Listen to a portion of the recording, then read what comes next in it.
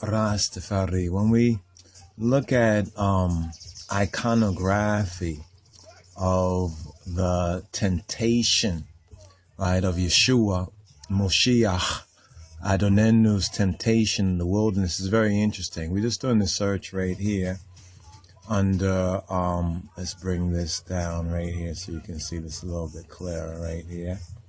Right, we're looking at Jesus' temptation, desert art, right? And we look at different art on the last temptation. It's very, the temptation in the wilderness, right? The temptation in the wilderness, because the last one would have been in Gethsemane, the garden, right? But we're in the season of RabbiLOJSociety, right, or what is known as the RabbiLOJSociety. We can lift this up again, right, the RabbiLOJSociety, and we look at the various different pictures, right, or iconography.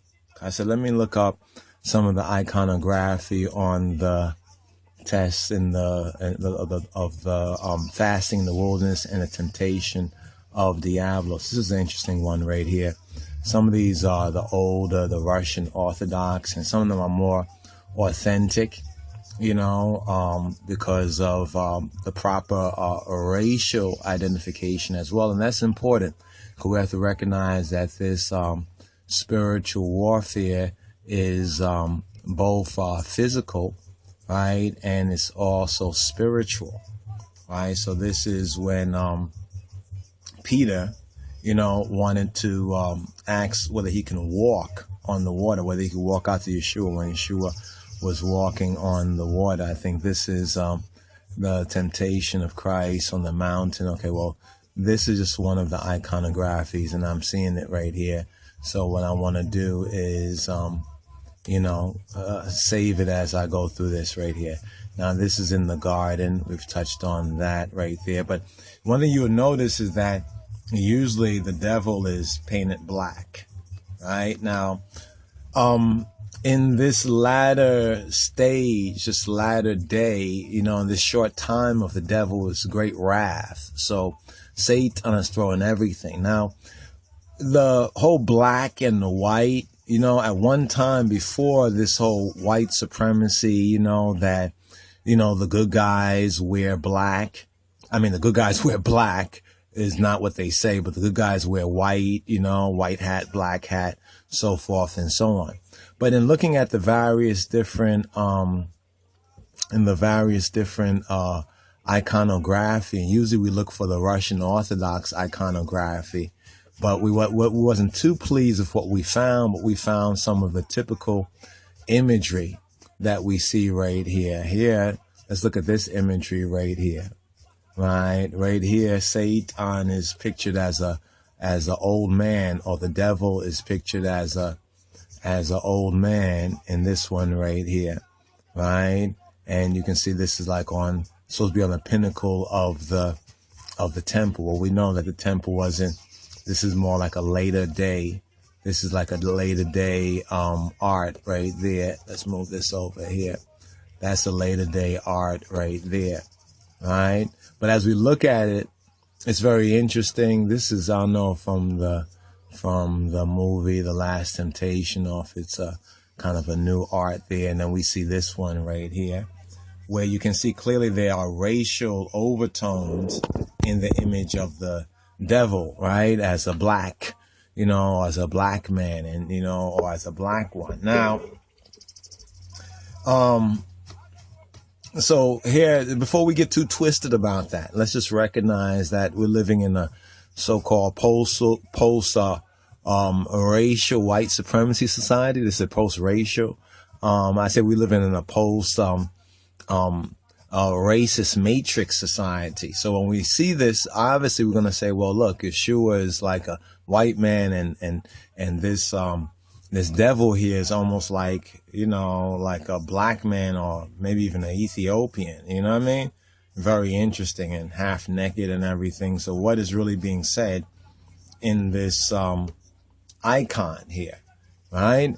And so it's to study art as well. Now, this is probably one of the more famous ones right here, or maybe a infamous one, right? Where one say, well, isn't it interesting? Now, in a racial society where if you're white, you're all right, but if you're black, stay back. You know what I mean? In this day and time, you know, where they have, skin for skin and all of that satanic thing. When we look at this, obviously, we're going to say that, well, this here is picturing the devil as a black man and Christ as a white man. And so therefore, it goes along with a lot of the racial programming, right? The racial programming. Now, I'm not touching on this just to touch on the so-called racial themes, right? I'm just pointing it out. Now, here too, and on some of the art, if you look at some of the art, it's more anti-Jewish or European Jewish thing, where you see that Judas will be more like a kind of so-called Jew, you know, and the Jesus picture would be like more like a standard European. So we can see how the art has been also used to back up certain political and social agenda. I mean, this one is a very interesting one here too as well, right? Here it's more like a green horn guy, right? Satan's more as a green horn guy.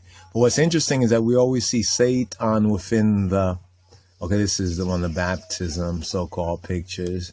And then this one here, notice how they lighten this one up, which is similar to the previous image right there. So we were just studying some of the iconography.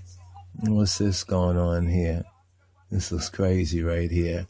But we'll just save this right here as well, because sometimes later on, Spirit says, you remember that image? And then we have to go search it out. So now this one is also interesting right here, Tissot. But then once again, even with this imagery, if you look at it, one could see that racial theme and that racial idea as well. Now, like I said, this is not what I want to mainly address right here. Let us copy a picture of this, right? Now, let's look at a couple of more. Well, this is, like I said, these are the two key ones right here. It's this one right here. He's red, right? And he's white right there. Then we have this image right here, right, where he is black. And then if you look at it, like he got a little afro or something like that. And he more will fit into the so-called European type, right? Not saying that this is really what is being portrayed. If you really study the art, you'll find that much of the art, you know, there was a different understanding, right, of before the whole European, the times of the Gentiles really brought in more of that racial paradigm.